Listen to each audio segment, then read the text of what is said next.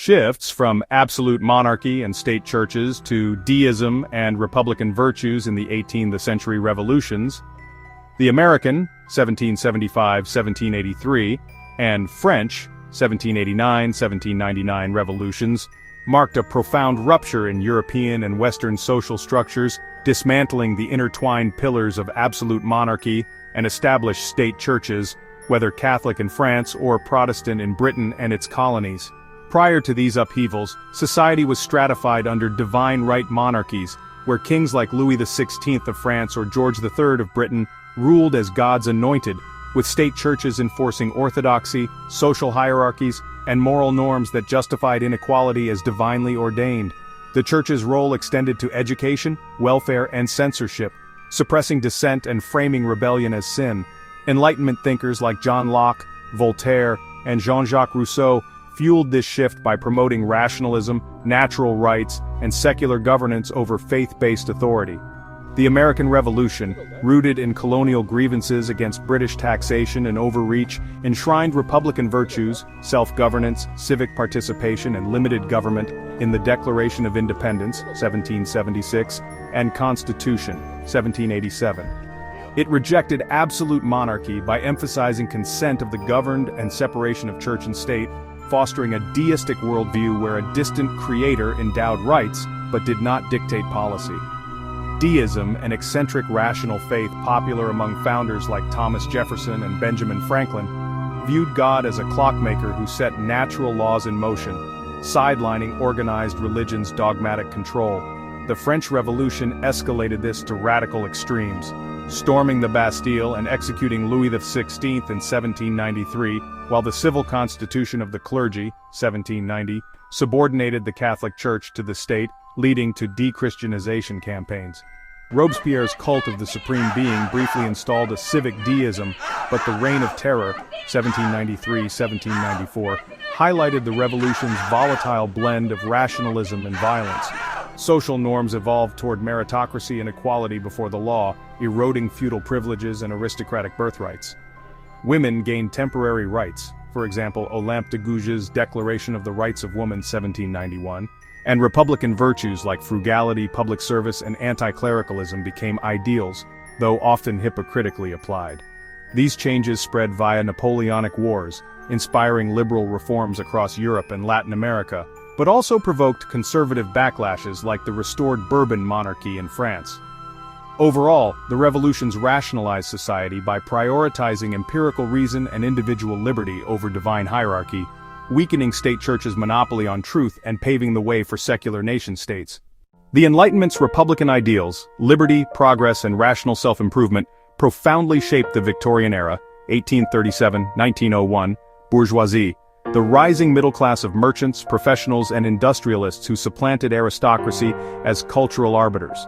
In Britain, the epicenter of Victorianism, these ideas filtered through the Glorious Revolution, 1688, and American French influences, but were tempered by fear of Jacobin excess, leading to a conservative republicanism focused on moral reform rather than radical upheaval.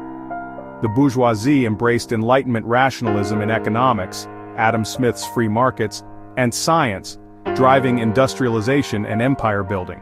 Republican virtues manifested in self-made success stories like Samuel Smiles' Self-Help, 1859, which echoed Lockean individualism. Social norms shifted toward domesticity and respectability. The angel in the house ideal for women drew from Rousseau's natural education, while bourgeois men pursued civic duties via Reform Acts, 1832-1867, expanding voting to the propertied middle class.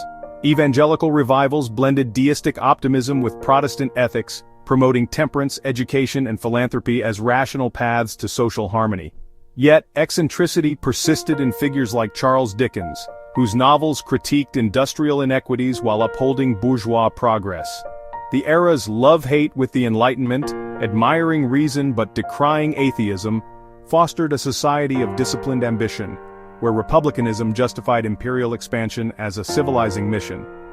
This created a stratified yet dynamic class, with the bourgeoisie wielding soft power through philanthropy and cultural institutions, far from the absolutism of old.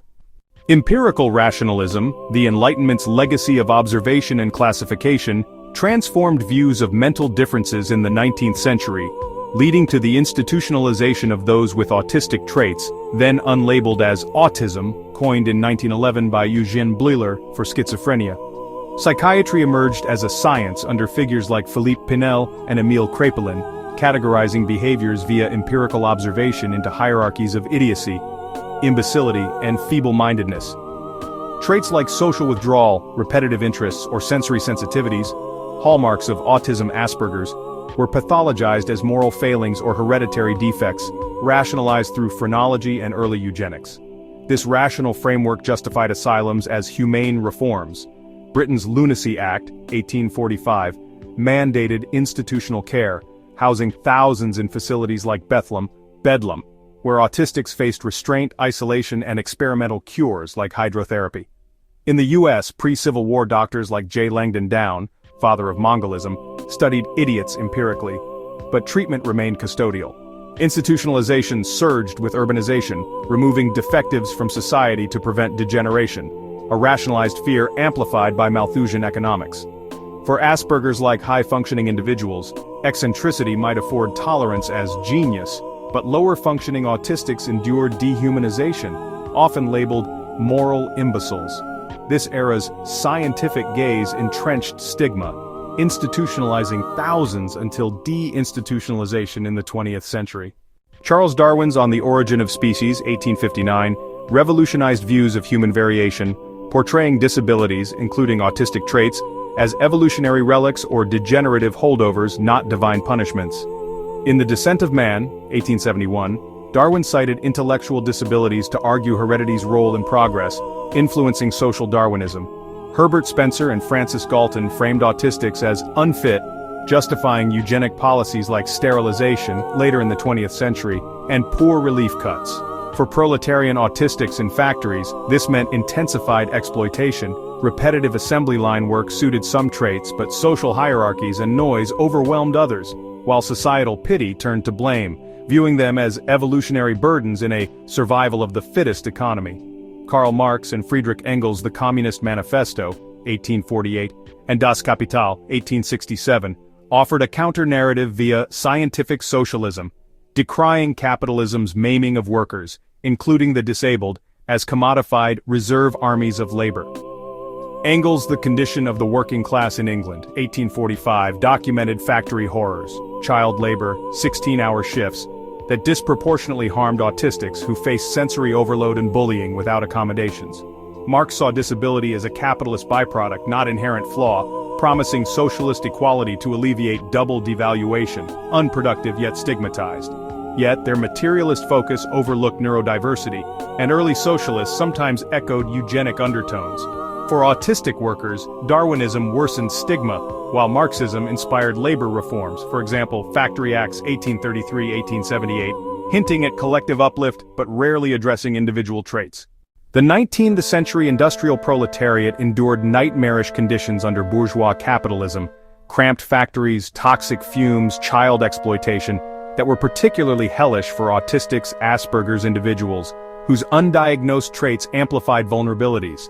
Factories demanded rigid routines amid chaos. Manchester's mills, per Engels, featured deafening machinery triggering meltdowns, while overseers enforced social conformity via beatings for idleness, misread autistic shutdowns. Proletarian autistics, often from impoverished families, were funneled into unskilled labor like weaving or mining, where narrow focus aided repetition but sensory issues caused accidents or breakdowns.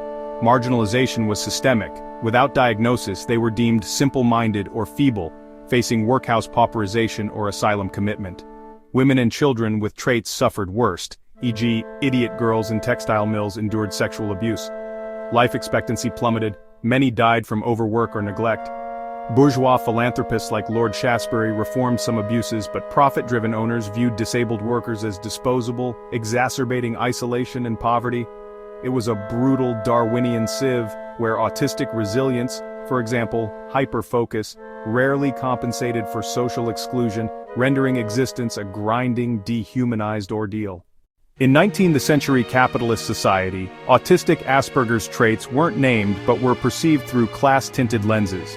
Among elites, social awkwardness or obsessions signaled eccentric genius. for example, inventors as mad visionaries. Among proletarians, they marked idiocy or moral weakness, warranting pity, ridicule, or confinement. Psychiatry's rational classifications lumped them with lunatics, while Romanticism romanticized wild individualism.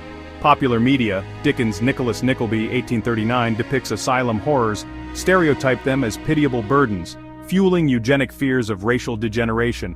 Bourgeois norms prized emotional restraint, viewing autistic bluntness as rudeness and sensory aversions as hypochondria. Overall, perceptions blended awe for savant outliers with contempt for the unfit, reflecting capitalism's utility test.